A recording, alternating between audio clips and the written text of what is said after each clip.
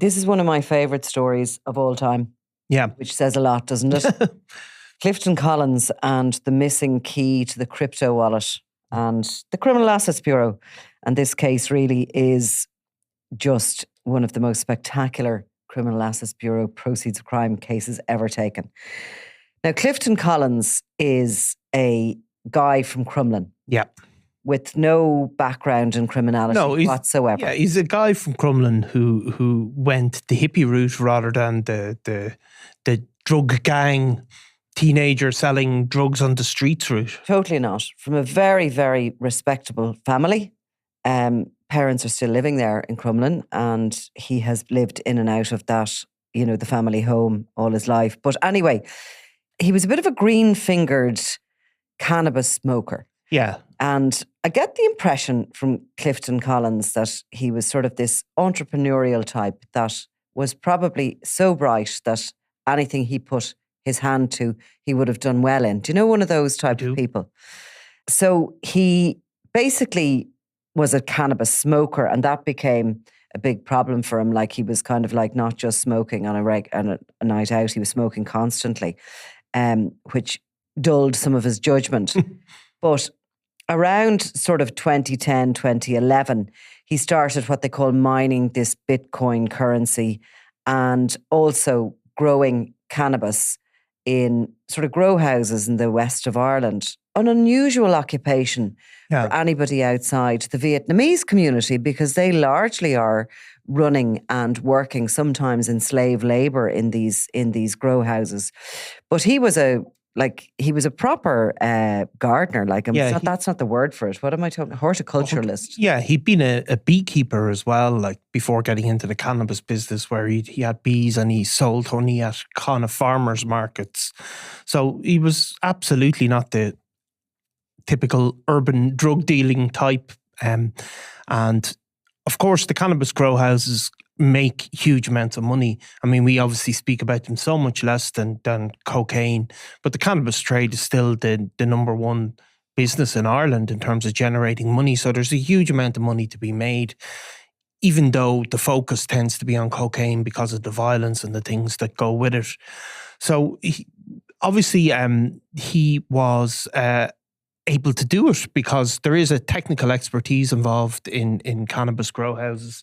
And it is, as you said... artificial light, particular type of heating, a lot of electricity and energy goes into it. Yeah. And usually these grow houses are out in rural Ireland where, they're unlikely to be in housing estates because they look unusual. The activities in them look unusual and the curtains are never opened. No, I mean, there are small scale, obviously, grow houses, I suppose wouldn't be the right term, in attics and stuff like that. They used to say that the Garda helicopter unit would fly over homes, and if they saw, when it was snowing, if they saw one attic that was totally clear, they'd know there's a possibility there was a grow house there. Or good insulation. Yeah, one or the other. But a lot of them are grown in sort of... bad insulation even. Well, exactly. But a lot of them are grown in sort of warehouses really in rural Ireland. And one of the signs that somebody is growing a grow house can be that massive electricity bill as you speak about. But he obviously had... the Vietnamese community, members of that community are heavily involved in the grow houses, but they tend to sell to Irish drug dealers. They don't necessarily deal with the street selling of the drug as well. But yeah, he cornered a market, and he certainly had the capacity to make sure that he got value for money and good product. So he rented homes in rural Ireland, which were both homes as far as I can recall. Certainly I was at the one in Galway, which had been rented by a sort of a local farmer, and it was a property he had not too far from his own house that he had rented out. He comes along, quite a respectable guy, happy to rent out the property, keeps himself to himself, goes in and out, no reason to suspect anything apart from the fact, obviously, the curtains or whatever are constantly closed in the house. But certainly the one in Galway was sort of hidden in the trees. You wouldn't have really had any reason to keep an eye on it. No. And he is at the same time mining Bitcoin, which is another... Now, I don't fully understand this, but I do know that it uses an incredible amount of electricity because you're kind of like trying to go through codes to find a Bitcoin piece of currency, or you were in the early days of Bitcoin. This is how Yeah. it was described to me. You'd mined it. So there was some of it out there. And if you fell on the particular code, you owned it. You grabbed it. Yeah, exactly. So, I mean, a Bitcoin mine costs a certain amount of money, and there was, it was the amount of Bitcoin on the market expanded, but only very gradually. So if you had made a certain investment, you could expect more Bitcoin to come. I mean, obviously Clifton Collins ended up, the figure is £345 million worth of Bitcoin remains in the possession of the guards. But before we jump ahead to that, let's just continue on in the story, because that is really the end bit of it, I suppose, isn't it? Yeah. So he's living in Galway, and I think also, was it Longford or Sir Roscommon? He definitely had a property in house. Longford, I think, in the Midlands. And he was moving between them, and he was growing up to, actually, when they were raided, there was one of the houses that had €400,000 worth of plants. That was in the Galway property. He was living between them, and he was also travelling up and down to Dublin. It was never described what he was doing or who, if anyone, he was selling the cannabis to, but he was producing it and growing it. And it was an organic thing as well, because in cannabis smoking and using circles, the organic stuff is way more pricey. It's just like any product you'd buy in the supermarket. It's obviously some of the homegrown cannabis, they would describe it as being of poor quality, but there's obviously people who know how to breed plants. People who know how to do it, and breed they're creating something. Yeah, create proper strains, all of that. There's a specialist knowledge. There's obviously guys putting it up in their attic, and it doesn't necessarily work out as well. This all kind of went on over a 10-year period that he was doing this. And while he was showing some signs of wealth, there wasn't a huge amount. He was certainly, anything he was earning was going into these crypto wallets. All his Bitcoin collection was going into these crypto wallets. He was using so much electricity. And again, I think to show his skill set, he was able to, from the house in Galway, link into the national grid. And he was actually stealing the electricity that needed to be used. Well, see, they have to do that as well, because those raids, it raises suspicions if there's a huge amount of electricity, even if you pay your bills and all. So it's a way of disguising how much electricity you're being used, because it is being monitored to an extent. So what happened to him was, he was on one of his trips to Dublin. Yeah. And came up from Galway, as far as I can recall, and was pulled the car in up in the Wicklow Mountains. Yeah, in the Sally Gap. The Sally Gap, middle of nowhere. Yeah. And must have been smoking a joint and ended up slightly incapacitated and had to pull in on the side of the road to have a rest.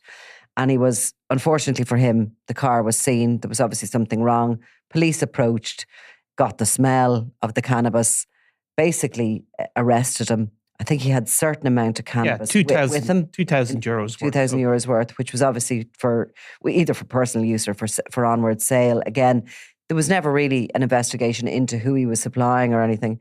So he was arrested, and that led police to this Galway property that he'd rented, and in turn to the other property in the west of Ireland that he'd rented.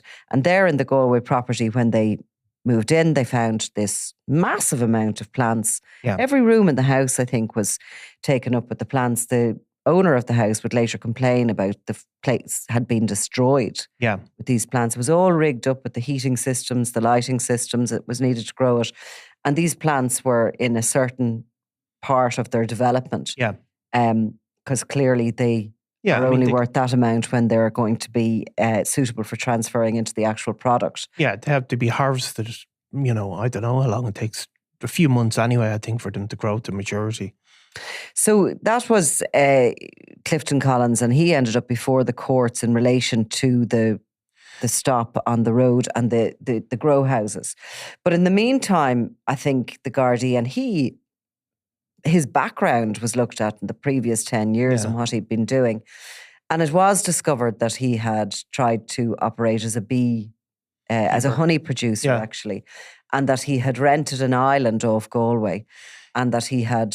he did have he had a plane, didn't he? A gyroplane, which I don't think is something you go too far in. And they described him at one point as having a collection of cars, but they were... buckety. They were all buckety old cars. So he did have a degree of displays of wealth, but a funny kind of displays of them nonetheless. Like, he had this plane, which I don't know how much it would cost. It's not like £500,000 worth of plane. I don't think I'd have got into it. Yeah. And I think you'd have to travel at all times very close to the water. Yeah. I think the plane was to go out to the island, was it? To the beehives or I something? can't It was remember. all very hippy-dippy. Yeah, a lot, very hippy-dippy. Like, he had a camper van as well, Yeah. and a fishing boat and an outboard engine. So, like, he obviously had spent some money. Yeah.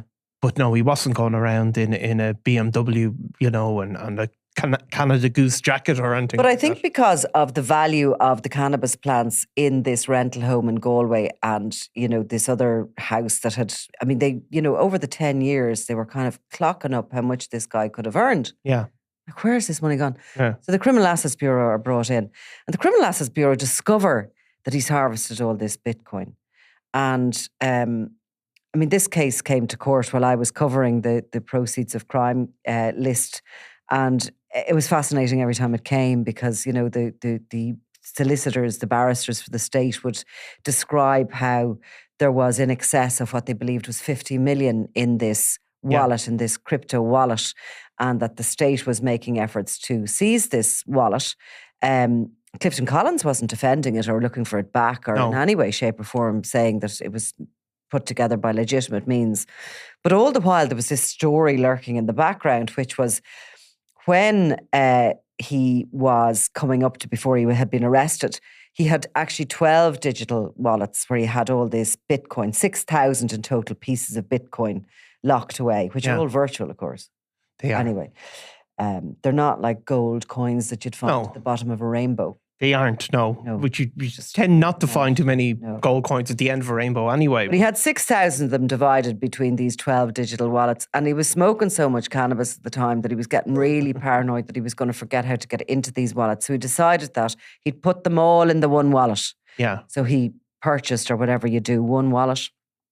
And all his 6,000 Bitcoin went into that by 2019 when the cab case started, worth 50 million. Yeah. And you get this code, right? And he scribbled this code on a piece of paper and he hid it in the body of a fishing rod because he was a fishing enthusiast as well. Yeah. And I always imagined he fished for his supper. Do you know that type Yeah. chap?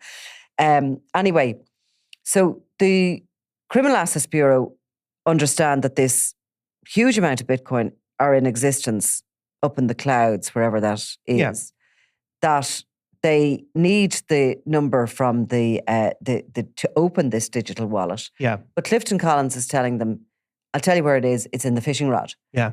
But of course, when the Criminal Assets Bureau land down to the house in Galway, the house owner has been so irritated by the way his house has been left that he has taken well, I don't think he took the cannabis plants. I think the guards probably took them. But everything else that was left behind, he put it out into skips. He brought it down to the local recycling centre, what would go. And the rest of it he brought to some sort of a waste management company that shipped everything to China for it to be burnt. And included in what he sent down there was the fishing rod. Yeah. So off the code went in the fishing rod to China to be incinerated. Yeah. And so, that's that? And that was that. Well, it wasn't quite that because it's still there in 2019 when the cab case is sort of starting to become clear in the courts. The 50 million is in it. This is what these 6,000 are worth. And the Criminal Assets Bureau at one stage, and I can't remember what year because it used to come up every now and then. Every time I saw Clifton Collins on the list, I'd go, fantastic, such a good story. The Criminal Assets Bureau barristers at one point said that what their hope was, they would seize it and that crypto wallet is in the ownership now of the state. And they would hope that in the passage of time, technology would work out how to unlock these crypto wallets without the code. Without the code. He handed over what's called a mnemonic key. So I think that's basically a key to unlock it. Now that doesn't exist either. No, it doesn't. But you need basically the password to let it go in. Now, so it's not like say even something on Facebook. If the guards want to find out who sent a message on Facebook for a threat or something, they go and get a warrant from the Facebook company. whether that's even in Ireland or elsewhere. But where do you go with the Bitcoin? Like, there is nowhere to go, is the answer. So, because there is no centralized, like that is how Bitcoin is set up. I mean, I'm not going to try and explain it because I don't fully understand it anyway. Yeah. But there is no centralized, like, it's not like a bank account where you have AIB and they're here and that's their head office. It doesn't exist. So they have nobody to go and serve a warrant on. So at the moment, and of course, they're waiting. They're waiting. Now, the reason we're talking about it, of course, is because the value of it has gone up. The value has gone up. Now, of course, even the 50 million, which was the initial value, like, he didn't make 50 million pounds profit euros profit. We're in euros for the last 20 years. He didn't make 50 million euro profit and buy Bitcoin. He bought them at this ideal time. He mined them. I don't think he ever bought them, did he? Or he bought some? No, well, it's kind of like the mining. Maybe he bought some and he mined some. Yeah, you mine some. So he got in on the ground floor. Yeah. Like, Bitcoin, I think, were launched in, was it 2008 or something like that? And initially they didn't go up particularly high in value. And some people got in on the ground floor, bought them for a cheap price, and they had this incredible boom then in the middle over the last decade. It's gone up and down a few times. But I mean, some people became multi-millionaires on the back of doing nothing. Now, lots and lots of people have subsequently lost a lot of money trying to recreate that. So, but he bought them for whatever value he bought and just saw it going up and up and up. And of course, if he got out of the drugs business by 2019, he would have had 60 million. Well, he was already in jail until 2017. Well, but if he got out before then, he would have had a hell of a lot of money. A hell of a lot of money. He didn't seem to be somebody who was that into money. No, I mean, he got lucky. He got lucky with the Bitcoin in one sense. Tell them how much it's worth. Well, 345 million euros now, which I think will put him up. Certainly, it's the biggest ever seizure under the Proceeds of Crime Act by a huge distance in Ireland, but I think we'll put him up amongst, in a world sense, I don't think there's many that have had 340 million, 45 million euros worth of assets seized off them ever, anywhere in the world at any time. But of course, it's ours. It belongs to the state. It belongs to the state. It's a little bit similar to that other giant big amount of money that we got. We're getting it now. We're getting it now. Yeah, we've tried our best not to get it, but we've got it by accident. Anyway, so this is the other windfall. I mean, we could do a lot with 345 million if we cashed in. If we could open the goddamn wallet and cash in the Bitcoin. You could build. Build a couple of more bike sheds with that. We could. What happened, Clifton Collins, right? So of course he goes into jail and he ends up in, what's the name of it? Lockenhouse. Lockenhouse. Up in prison, yeah. That's it, Lockenhouse. So he ends up in Lockenhouse. He's a model prisoner, like. He's no bother to anybody. And what does he do down there to rehabilitate, like, so he's going to be a better citizen when he gets out? Gardening. A course in horticulture. Yeah. See, funded by the taxpayer. Yeah. But he obviously has a skill set in it, you know? Yeah, because he goes into prison and, I remember speaking to somebody who'd said he was very popular. Everybody liked him. He was very quiet and nice and mild-mannered. And people just thought, he's just one of those stoners that got caught with a bit of hash. And isn't he very unlucky to end up in here? And then, of course, the details of the court case started to come out and they just could not believe it. Yeah. Your man has got 60 million pounds. But he was very, I did try to contact him. And he very politely answered me to say he didn't want to talk to me. But he really was polite. I just think, what a story. What a story. And maybe he wants to do it himself and, maybe he'll never do it. Maybe he will, because one of his defences was, he was asked about what he was doing and he said, I can't really remember any of it because I was basically out of my head the whole time. That's what he's always said. Yeah. So, but imagine being out of your head the whole time and still being able to make that kind of money. And that's, and if he just hadn't got so sleepy in his Lexus Jeep on Military Road near the Sally Gap in Wicklow in the early hours of the morning, and there hadn't been a patrol car on routine, jobs that night, how different it all could have been. But he is, I believe, working in some sort of horticulture now, keeping his head down and living an ordinary life. But if he ever did change his mind, I mean, I really think, I think it's stuff of movies.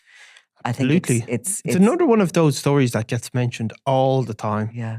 And around the world, like. And his picture, he looks so kind of, yeah, we could do better for you, Clifton, with that photograph. That's the only one that exists of him, you know? Yeah. It's the kind of the mugshot, isn't it? With It is. Changed background on it that we tend to do, and it makes people look really strange.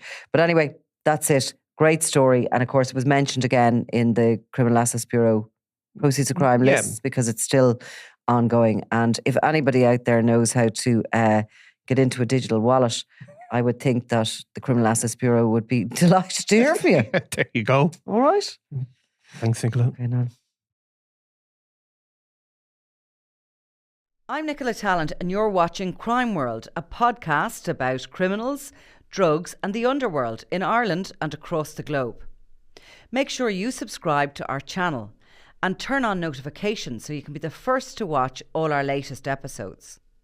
You can also listen wherever you get your podcasts.